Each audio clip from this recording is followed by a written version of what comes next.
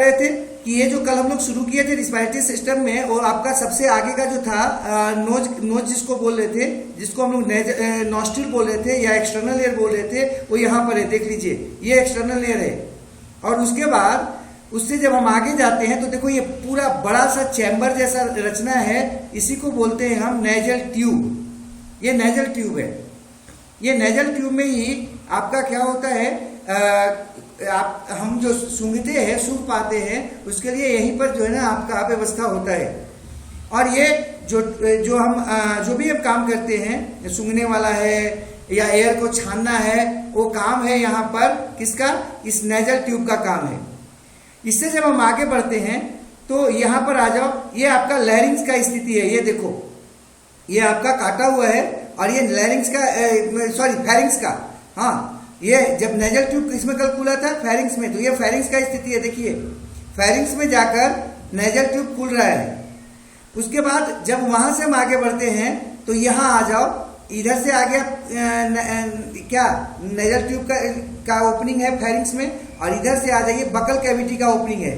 ये आपका माउथ था, ये टंग है, और ये माउथ जो है ना आके खुल रहा है किसमें, फेरिंग्स में। फेरिंग्स यहाँ तक है, देखो यहाँ तक फेरिंग्स है, मतलब जहां गला शुरू हो रहा था आपका, ये जो गला जहां से शुरू हो रहा है वहां तक आपका क्या है, फेरिंग्स है। ठीक है, इसके बाद यहां से देखिए दो जो है ना आपका ट्यूब बट गया है, दो तरफ बट गया है, एक पीछे सामने चला गया है और एक आगे की तरफ ऐसे आ गया है। ये जो पीछे के, ये जो आगे की तरफ गया है, ये जो आगे ऐसे घूम के आया है, इसी का नाम आपको वहां पर हम कल बताए थे कि ये ग्लॉटिस है। ठीक है, ग्लॉटिस के ऊपर एक देखिए ये ढक्कन है जिसका नाम था इपीग्लॉटिस।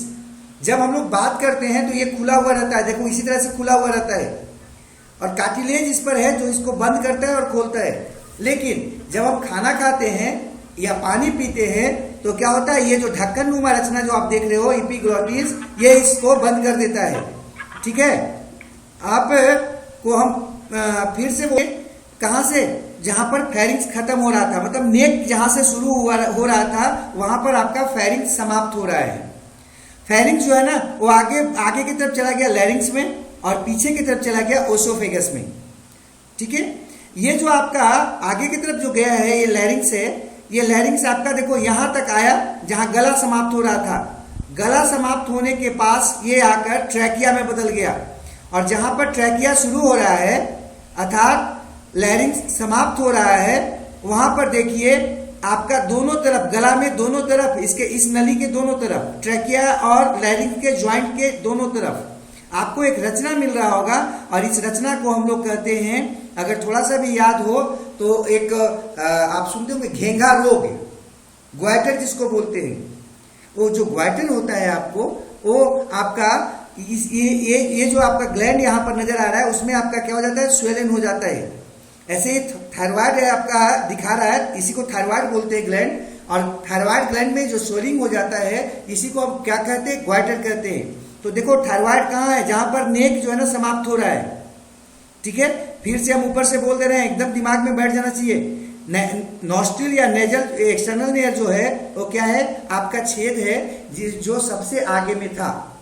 जब अंदर घुसते हैं तो पूरा एक चैम्बर होता है जिसको हम लोग कहते हैं नेजल चैम्बर या नेजल ट्यूब। इन सब का काम क्या था कि जो हवा जा रहा था उसको छानना, उसमें से धूल कण को हटाना, बैक्टीरिया को हटाना, और हवा में अगर नमी कम है, एयर में अगर नमी कम है, मतलब कि वाटर कम है तो उसमें वाटर मिला देना, और अगर जो है ना वाटर ज्यादा है तो उसमें से कुछ ले लेना, मतलब उसको शरीर के उपयुक्त बनाना।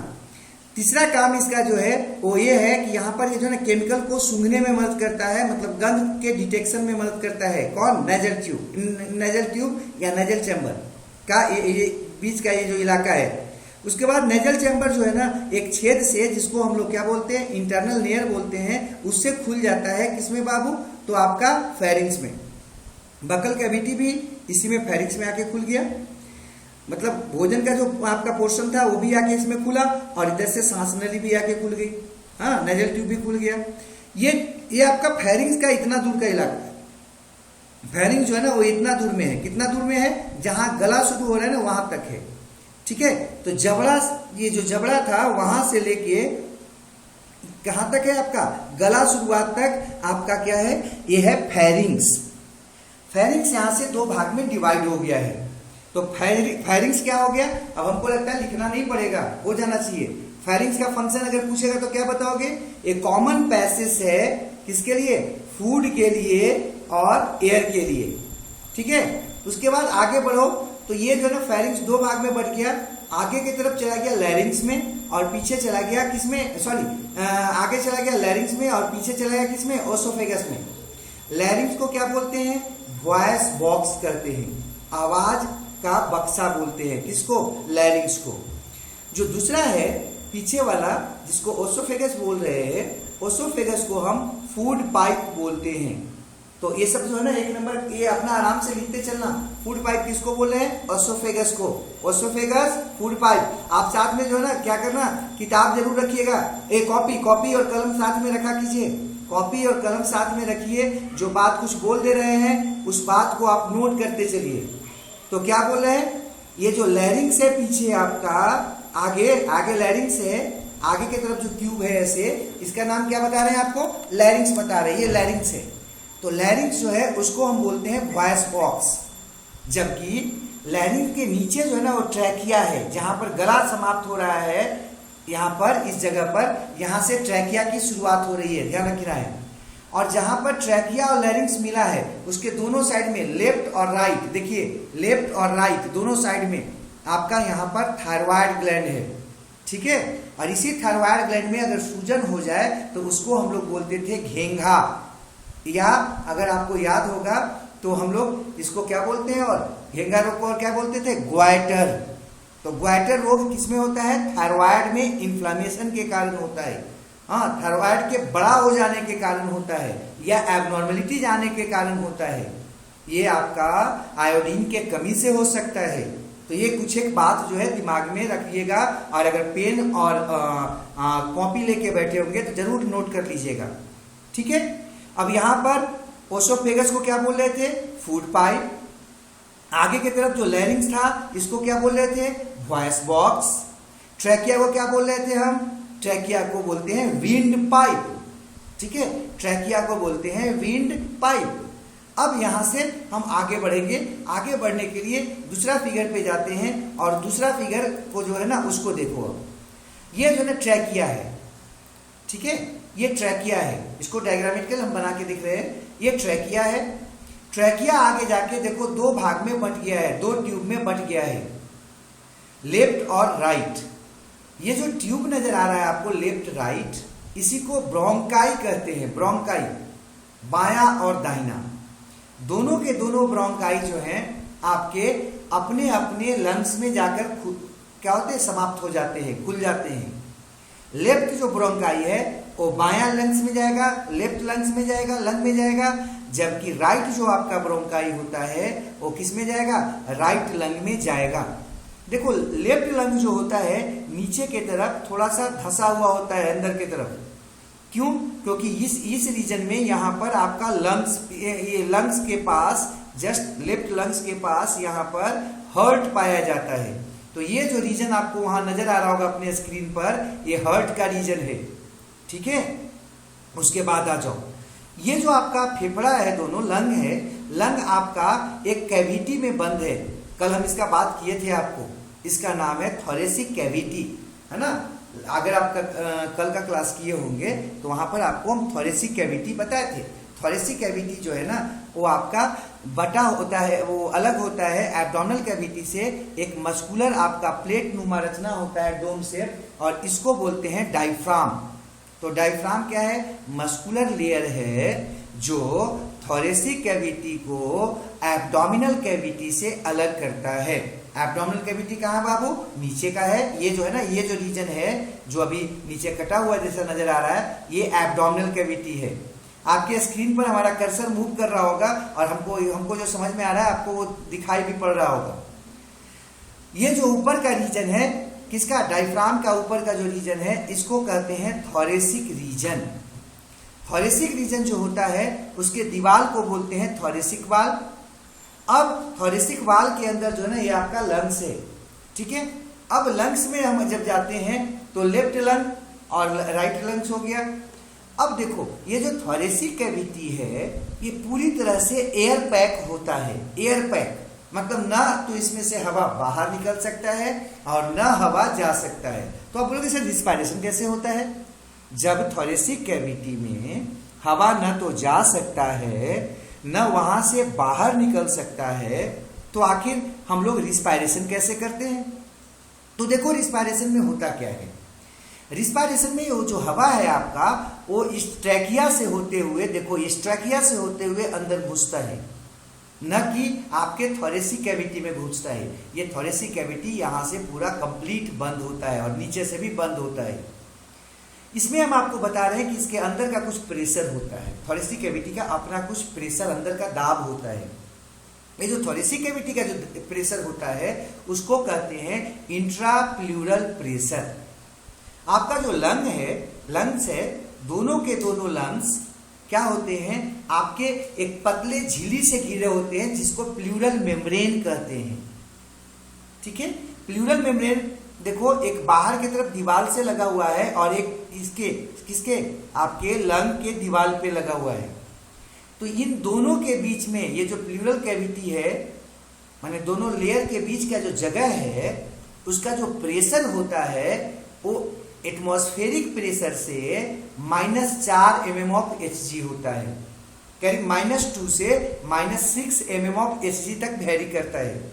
तो आपके मन में आएगा ये -4 mm ऑफ Hg क्या है? तो माइनस का मतलब तो आप समझ ही रहे हैं, कम। माइनस का मतलब यहां पर कम है और mm मतलब मिलीमीटर। हाँ, वो हाइट के लिए वहां पर ले रहे थे। और Hg मतलब क्या? मरकरी, पारा। तो जितना प्रेशर यहां पर होता है अंदर में, जिसमें लंग्स है, उस कैविटी के अंदर जो है प्रेशर वो कितना होता है? 756 mm ऑफ Hg। और ये क्या बोले? -4 mm ऑफ Hg है। किसके तुलना में? एटमॉस्फेरिक प्रेशर के तुलना में। अगर थोड़ा सा भी अगर आपको याद होगा, एटमॉस्फेयर का प्रेशर हम कई बार बताए होंगे या आप कहीं ना कहीं पढ़े होंगे कि एटमॉस्फेयर जो होता है उसका प्रेशर होता है 760 mm ऑफ Hg। तो वायुमंडल का जो दाब होता है उसका मान होता है 760 mm ऑफ Hg। मतलब अभी जो हम बैठे हुए हैं, हवा का दबाव हम पर कितना हो रहा होगा? हवा का जो दबाव होगा वो 756 mm नहीं होगा, बल्कि कितना होगा हमारे बॉडी पर? हमारे बॉडी पर होगा 760 mm ऑफ Hg। लेकिन जिस कैविटी के अंदर लंग्स है उसके अंदर का प्रेशर कितना है भाई? 756 mm ऑफ Hg। मतलब बाहर वाले वातावरण के तुलना में, एटमॉस्फेयर के तुलना में आपका लंग्स का जो चैम्बर होता है, थोरेसिक चैम्बर जो होता है, उसका प्रेशर कम होता है। बाहर से करीब 4 mm कम होता है। ध्यान रखिएगा, अगर बाहर के बराबर हो जाए, जितना बाहर का प्रेशर है, एटमॉस्फेरिक प्रेशर है, उतना ही जो है ना इसके अंदर का प्रेशर हो जाए, तो आपको जान के आश्चर्य होगा, आपका पूरा का पूरा लंग्स कोलैप्स कर जाएगा, ऐसे सिकुड़ जाएगा और आप में रिस्पायरेशन रुक जाएगा। ठीक है, तो हम क्या बोलना चाह रहे हैं कि आपका जो लंग्स है उसके चारों तरफ का प्रेशर एटमॉस्फेयर के प्रेशर से 4 mm कम होता है, मिलीमीटर कम होता है Hg का। और इसी के चलते आपका लंग्स फैलता और सिकुड़ता है।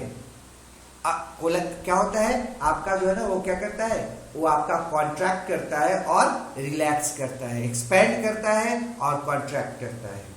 अगर वो प्रेशर, अंदर का प्रेशर एटमॉस्फेयर प्रेशर के बराबर हो जाए तो आपका क्या होगा? लंग्स कोलैप्स हो जाएगा।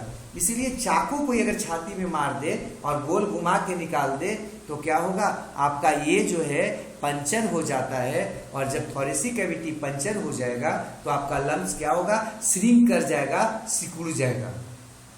कोई दिक्कत नहीं होना चाहिए। तो ये हम आपको यहां पर बता रहे थे कि लंग्स के अंदर कितना दबाव होता है भाई? 760 mm of Hg, 760 mm of Hg। लेकिन लंग्स के चारों तरफ बाहर में कितना दबाव होता है? तो 750 mm ऑफ Hg। दिमाग में एकदम बैठ जाना चाहिए, कोई कंफ्यूजन नहीं होना चाहिए।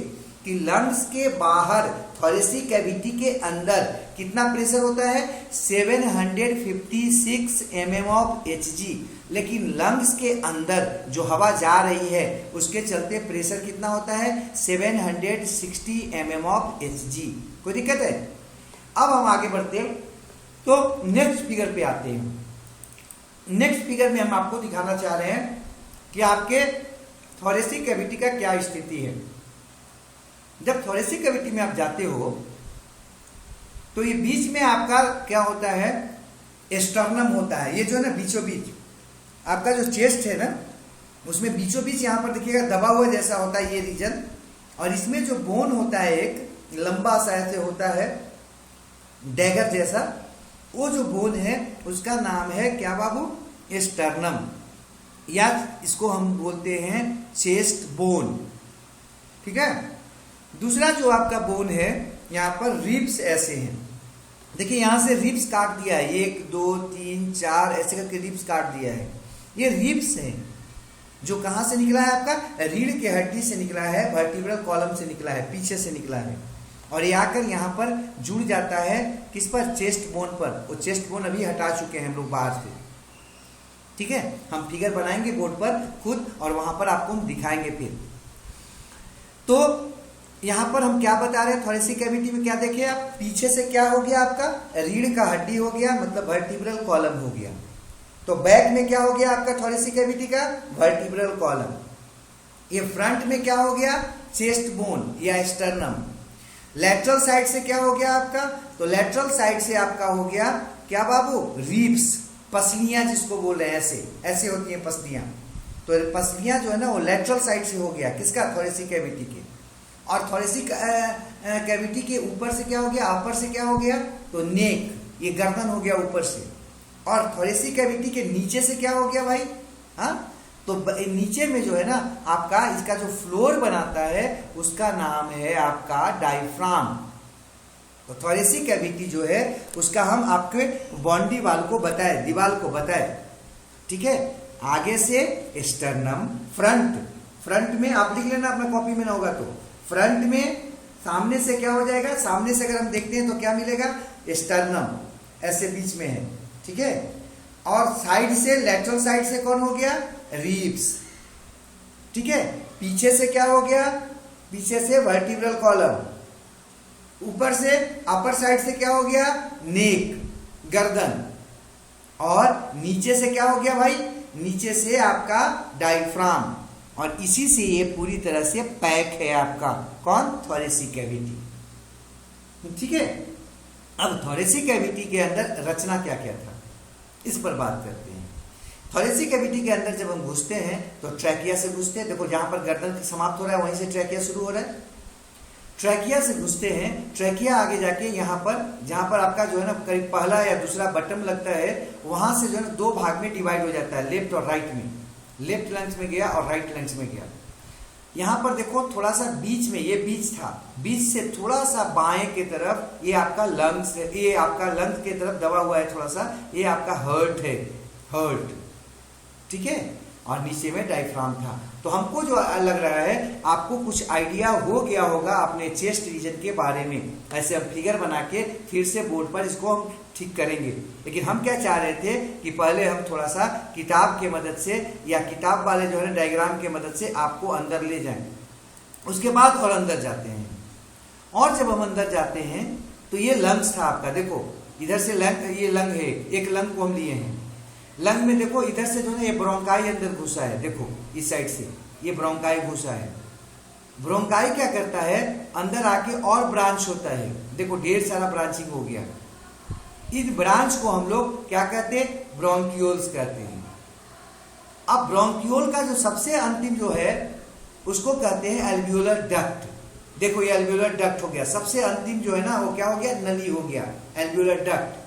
और एल्वियोलर डक्ट में छोटा छोटा आपका क्या होता है, वो पॉकेट जैसा होता है, कैविटी जैसा होता है, मतलब जैसे गुच्छा में अंगूर होता है ना, कुछ हद तक वैसे उसमें लगा हुआ है एल्वियोलर डक्ट से, जिसको क्या बोलते हैं, एल्वियोलाई बोलते हैं। और ये जो पूरा है इसको सैक बोलते हैं, सैक के दीवार को एल्वियोलाई बोलते हैं। जैसे रूम हो गया, तो आप ऐसे समझ लो, लंग्स को समझ लो मकान, ठीक है। लंग्स के अंदर जब घुसोगे, मतलब मकान के अंदर जब घुसोगे, तो आपको क्या मिलता है? रूम मिलता है, रूम। और रूम आप कह रहे हैं हम एल्वियोलर सैक को। ये जो छोटा छोटा आपका गोला गोलाकार जैसा कुछ रचना नजर आ रहा होगा, ये एल्वियोलर सैक है। और रूम के दीवार को हम लोग वाल बोल रहे थे, उसी तरह से यहाँ पर जो एल्वियोलर सैक है उसके दीवार को एल्वियोलाई बोलते हैं। तो एल्वियोलाई क्या हो गया? आपका रिस्पायरेटरी सिस्टम का सबसे अंतिम हिस्सा है। अगर लंग्स को ऐसे देखोगे ना काट के ओरिजिनल रूप में, तो इस तरह से नजर आएगा, एकदम अंदर में उलझा हुआ जैसा। और हम यही जो एल्वियोलाई है, इसी के दीवार पर O2 और CO2 का क्या होता है? एक्सचेंज होता है। किसके बीच में? आपके जो हवा ली गई है आपके द्वारा, उसके और आपके ब्लड जो होता है बॉडी में, उसके बीच में O2 और CO2 का जो एक्सचेंज होता है, आदान प्रदान होता है, वो कहां पर होता है? एल्वियोलाई के लेवल पर होता है, ठीक है। ये जो एल्वियोलर डक्ट में ढेर सारा क्या है? एल्वियोलर सैक है ना, सैक है ऐसे। और सैक का क्या कर रहे हैं? दीवार को हम क्या बोल रहे हैं? एल्वियोलाई।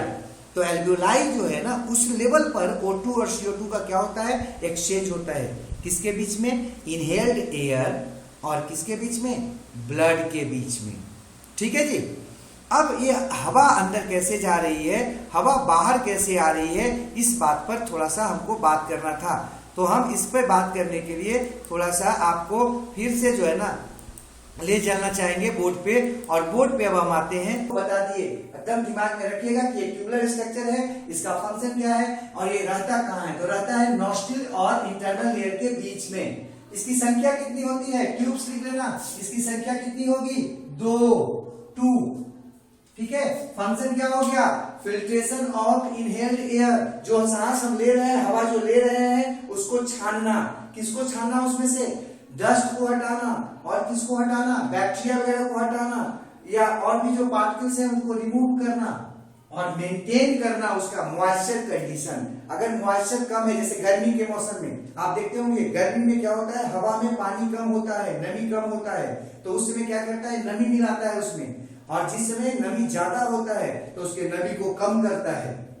और दूसरा इसका जो काम है वो है डिटेक्शन ऑफ स्मेल। ये नेजल ट्यूब का काम हो गया।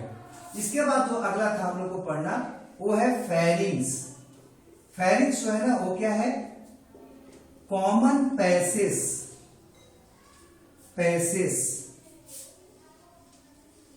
फॉर या ऑफ एयर एंड फूड। हवा और भोजन का कॉमन पैसेज है। कौन भाई? फेरिंग्स, है ना। ये होता कैसा है?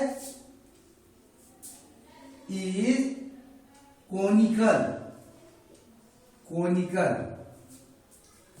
फिर आ जाओ, नेक्स्ट जो रचना इसमें है, जो आपके दिमाग में आना चाहिए, वो है ग्लॉटिस। ग्लॉटिस क्या है भाई? Opening of लैरिंग्स in pharynx. Pharynx में लैरिंग्स के ओपनिंग को ही हम क्या कहते हैं? ग्लॉटिस कहते हैं, ठीक है। और इसका जो ढक्कन इपीग्लॉटिस। तो इपीग्लॉटिस क्या हो जाएगा बाबू? कवरिंग ऑफ, ठीक है। और इसका काम क्या हो गया? तो वाटर और फूड को लैरिंग्स में जाने से रोकना। गलेट क्या हो गया भाई? ओपनिंग हो गया ओसोफेगस में। किसका? फेरिंग्स। ओसोफेगस का किसमें? फेरिंग्स में। लैरिंग्स क्या हो गया भाई? ट्यूबुलर स्ट्रक्चर है जो कि नेक रीजन के नीचे पाया जाता है, प्रेजेंट इन, लैरिंग्स कहां पाया जाता है? नेक रीजन में। और इसको कॉमनली क्या बोलते हैं? वॉइस बॉक्स या साउंड बॉक्स बोलते हैं। ट्रैकिया क्या हो गया? विंड पाइप हो गया। और ये जो विंड पाइप है, मतलब हवा को ले जाने वाला पाइप है, और ये कहां रहता है? आपका स्टार्ट होता है लोअर इंड से नेक का, ठीक है। अब हम air tight box present in chest region. Chest region में पाया जाता है और ये क्या होता है, एयर टाइट बक्सा होता है। इसमें होता क्या क्या है, contains lungs that is respiratory organs of body और बॉडी। देखो ये हो गया थोरेसिक केज या बक्सा का भाग।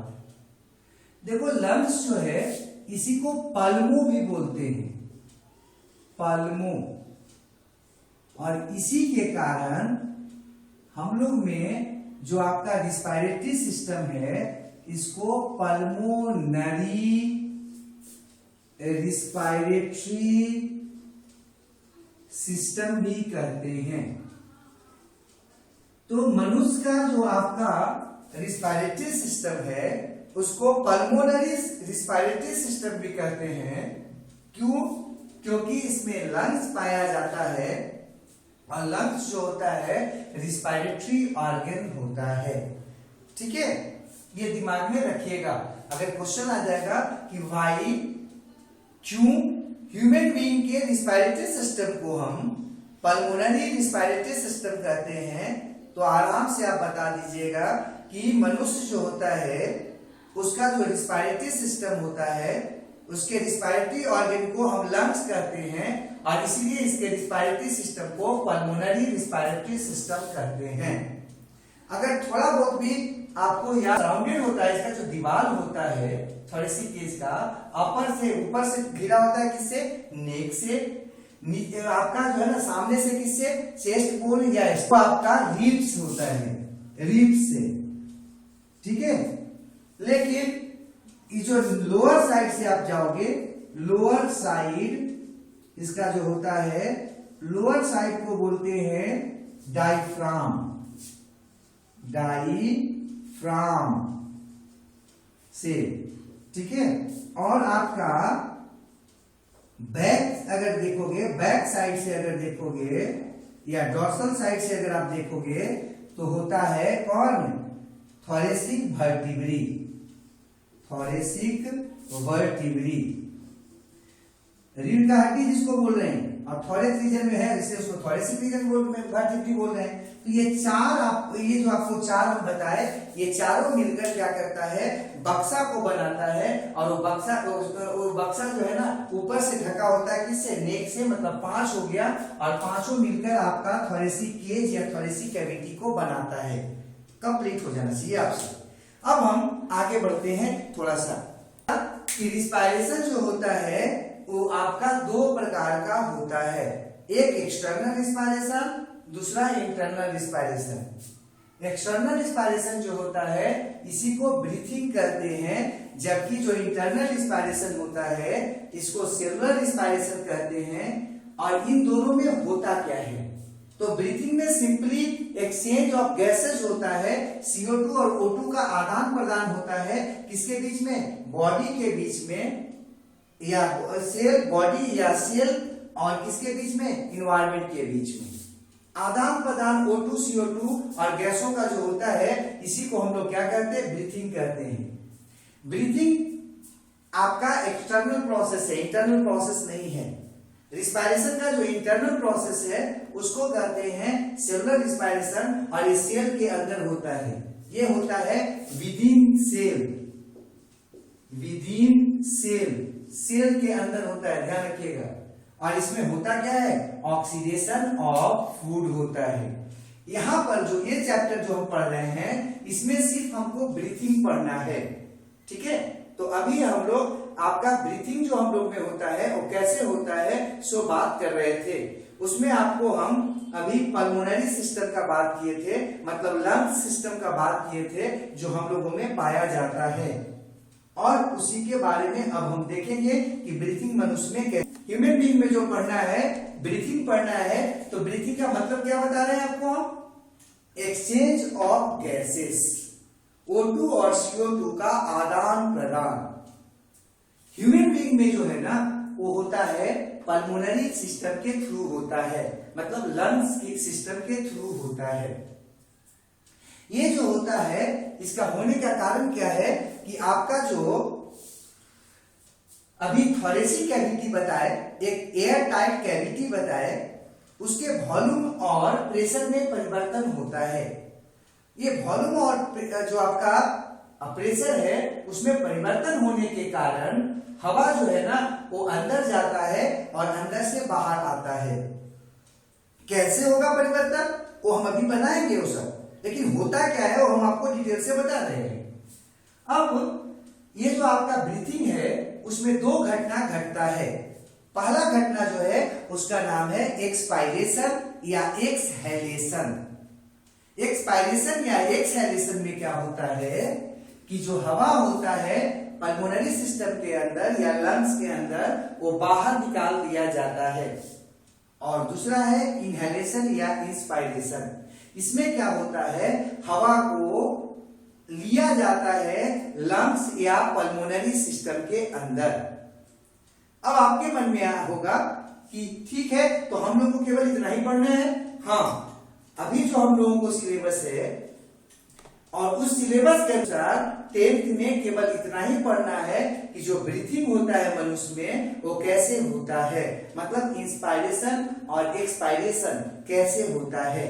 तो इसके लिए अब जो है ना हम इसको बताना चाहेंगे एक पूरा फिगर से, और इसको जो है ना आपको आराम से समझ में आ जाएगा। तो ऐसा करते हैं, इसको कल कर लेते हैं, करेंगे और आप आराम से जो है ना आप